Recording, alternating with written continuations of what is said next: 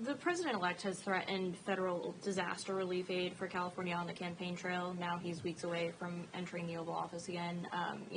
Is that something in your capacities as representatives from California that you're concerned about? And more broadly, in terms of your leadership of the caucus, is that a conversation that's happening in the caucus, that there are concerns that blue states could be targeted for federal aid or any sort of retaliation from the president-elect?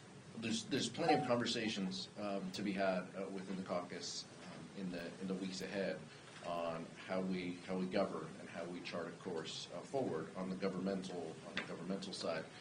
We should believe the former president, the incoming president, when he says retribution was one of the key pillars of his political platform.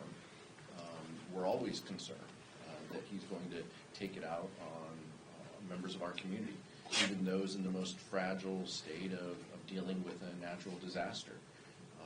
That's, I think, why we need to pass disaster aid and assistance before we get to January 3rd. There are critical priorities that need to be funded, but we're always going to be very cautious, very concerned about how the incoming president treats some states better than others. He does not seem to base this on what is an actual emergency or what is a disaster, but based on personalities and feelings. And so that will concern us. But we can have conversations with that as a caucus family moving forward with our ranking members of jurisdiction when that time comes. I want to give Vice Chair Liu an opportunity to answer your question and Nick's as well. Thank you for your question. It is our expectation that any president of the United States will govern as a president for all Americans. And when it comes to disasters, Mother Nature strikes wherever she wants to, whenever she feels like it, and it's without regard to party registration. Victims of disasters are all political parties or no political party at all.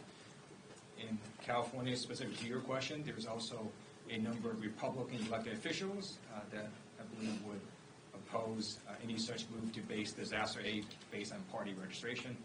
And it's our expectation, again, that a president governs for all Americans.